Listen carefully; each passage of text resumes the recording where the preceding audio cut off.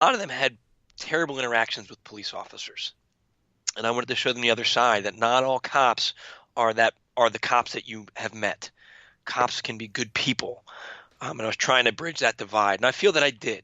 I mean, there's, especially once I moved out of Southwest Philadelphia, that was a rough, rough school. But beyond that, I've had fantastic relationships with just about every one of my students since then. And I feel that I did at least make them think twice. If they go to give an officer a hard time, they'll say, well, Nappi was a decent guy, so maybe I need to give this guy a chance before I start running my mouth. That's my hope. So that's a good hope. I mean, Hmm. you have to be working towards something. Yeah, yeah. Well, all of that, as you went through this, did you think this was building you up to become the person that you evolved into? Or were you Kat, I've just trying to always get through it? no. I mean, I never really knew what the end game was. I still don't know what it is. Um, Up until when I was, during my police and military years, it was probably about 11 or 12 years. I wanted to just become this super secret spy and just disappear and become like Jason Bourne. That was my goal. And then once I started teaching, things started to change as far as what I wanted to do. But underneath all of that, I still wanted to be Fox Mulder. That was always there. I was always doing research. I mean, I had crazy paranormal experiences as a kid, my whole life. So somehow, some way, I knew I was going to end up investigating stuff like this. And at some point, I thought, well, it'd be cool to have my own radio show. But I thought, oh, that'll never happen. And then a few years later, here I am, Boom. running the Seiker Podcast. So it's neat how things work out. You just never know, right? That's right. You never know. Well, I want to hear some about the experiences that you had as a child that led you to believe them. Yeah, I'll be happy to share those. I mean, I guess basic stuff. I'd go to sleep at night and I'd wake up and I'm paralyzed. And I'm sure you're familiar with sleep I paralysis. am. And you look over, or you kind of, you shift your focus over to the side of your bed, and wow, there's a shadow figure here. There's something in the room. And at the same time, this was right around when Whitley Strieber's book Communion came out, Yes. and my mother was reading that, and we were having some type of experiences in the house. My brother was, I think, 4 years old. He'd come downstairs and describe these little things that came into his room at night and would, do stuff to him. And then, again, I'd come back to my shadow figure experiences. And as I got older, the paralysis continued, the presence in the room would continue, and I went through a whole range of how I'm going to deal with it. I dove deep into religion for a while, and I just used to pray. And then I went to the mindset that, well, whatever's happening is for the betterment of mankind. So when something would start to happen, I would just let it take over, and I'd allow myself to go to sleep instead of fighting it. And then when I got into, I guess, my 20s, I drew a line in the sand and I said, I've got all this training. If you're not going to tell me what you are and what you're doing, well, then we're going to have a serious battle on our hands. And they started to show up in a little bit scarier ways. So they took your battle seriously. They did. But what's interesting about that, and maybe we can get into this a little bit later, but having done some of the research I'm doing now, and some of the meditations I've been doing, I think they accepted the challenge to promote spiritual growth. What I'm learning is that these scary figures can change and can go away when we can harness our fear, and the whole experience changes. And I don't really see them in that capacity anymore. I still get visitations, but now they're not. It scares me from the startle factor, but then it's usually some kind of energy work that's getting done to me, or some kind of message, or so the experience has changed. And I've had some guests on my show who have gone through this process, and I'm with friends, with people who have gone through the Monroe Institute, and that seems to be a consistent theme. Once you can work through that fear, the experience changes. So it's been a neat evolution as I've been watching this evolve. Well, that being said, it's time for our first break, Okay. which surprises me every time. So What's that? we'll be back in 3 minutes, y'all. Y'all enjoy this. You're listening to WBHM Digital Broadcasting, the best in paranormal talk, only on Paranormal Experience Radio, broadcasting live out of Birmingham, Alabama.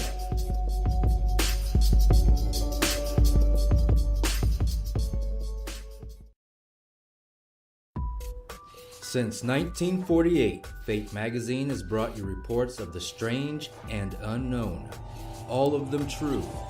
Fate Radio is carrying on that tradition, bringing you the unusual, macabre, strange, and bizarre.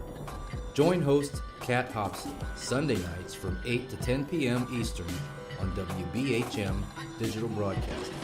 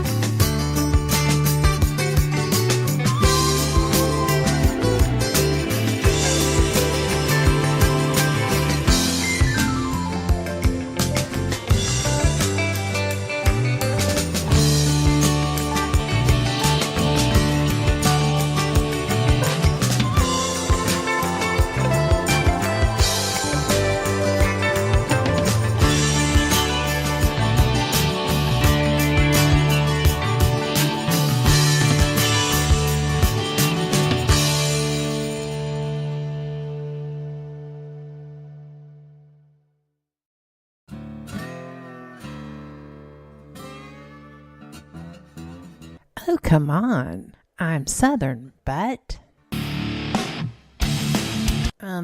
Nope. That'll do. Hello. I am Kat Hobson, host of Paranormal Experience here on WBHM Digital Broadcasting out of Birmingham, Alabama. I enjoy having guests from all areas of the paranormal, from ghosts to ufology to cryptids and beyond. You'll find some of the best researchers in their fields bringing you some great information. Join me on Wednesday nights from 8 to 10 p. Eastern here on WBHM Digital Broadcasting. Thank you for listening to WBHM Digital Broadcasting out of Birmingham, Alabama. The time is 23 minutes after the hour. Hello there. Welcome back. You're listening to Fate Mag Radio, and I am Kat Hobson, your host, with my guest, Denniss Nappi. Denniss is co-creator of Sixth Sense Media. He is the host of the Seiker Podcast, and if you haven't heard that, you are missing out. He is a multiple author.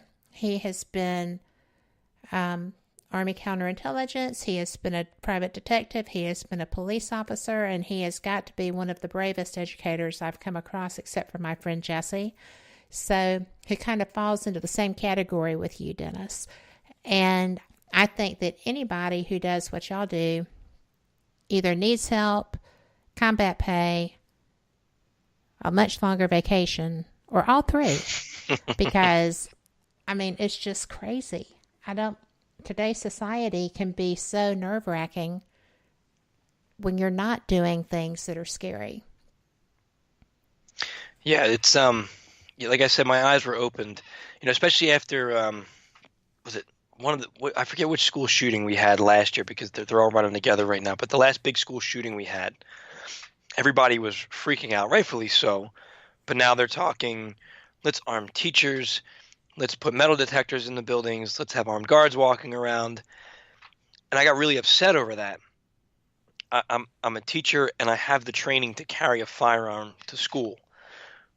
But I was opposed to it because my job isn't to shoot students if they become a threat. My job is to reach students before they become a threat. And I felt that by me carrying a gun in a school, that's in my mind setting me up for failure for what I'm trying to do with my students. So I started doing some research, and I came across, you may have heard about it, they had a bunch of videos on Facebook about the schools in Baltimore. Have you seen that, where the kids started meditating and it drastically changed all the schools? I have, and you and I both know that we believe in that. Yep. It's fascinating. I reached out to, it was called the Holistic Life Foundation. And they have this program where they train schools, and they reach out, I think, across the U.S., and they'll train the schools and they'll teach them. They have different levels of it, but basically they're teaching mindfulness, yoga, meditation as alternatives to calm yourself down and to prevent a problem in a situation from escalating. So they've got a research paper out, they've got data, the articles. I pulled all this data and I went and I pitched it to my principal at the time. And she was like, wow, this is weird. Let me run it by some people and we'll see what we can do. Ultimately, the response was, well, Denniss, you're not a trained mental health professional, but our guidance counselors are putting a mindfulness program together. So they completely ignored it because not everybody's ready for this, I guess. But the results speak for themselves when you read the research. And it's frustrating because it's out of people's comfort zones. And it's not – when you're dealing with a school shooting, you're emotional. And you want that measured emotional response. You punch me, I'm going to punch you back. Being mindful and meditating, it's not that big emotional payout. It's teaching you to calm yourself down, navigate the stressful situation, and move past it in a peaceful way.